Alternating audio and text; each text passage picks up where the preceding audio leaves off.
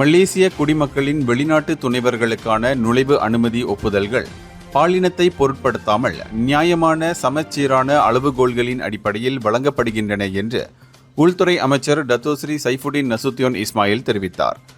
வெளிநாட்டு துணைவர்களை கொண்ட மலேசிய பெண்களுக்கு பாகுபாடு காட்டப்படுவதாக புக்கிட் பண்டேரா நாடாளுமன்ற உறுப்பினர் ஷெர்லினா அப்துல் ரஷீத் எழுப்பிய கேள்விக்கு பதிலளித்த சைஃபுடின், நுழைவு அனுமதிகள் 1959 63ஆம் ஆண்டு குடிநுழைவு சட்டத்தின்படி வழங்கப்படுவதாகவும் நிறுவப்பட்ட வழிகாட்டுதல்களின் கீழ் மதிப்பீடு செய்யப்படுவதாகவும் விளக்கினார். 2013 முதல் 2023 வரை வெளிநாட்டு துணைவர்களுக்கான ஒப்புதல் விகிதங்கள் கிட்டத்தட்ட சமமாக இருந்தன. மனைவிமார்களுக்கு 23.3%, கணவன்மார்களுக்கு 22.7%. இது குறிப்பிடத்தக்க வேறுபாடு இல்லை என்பதை காட்டுகிறது.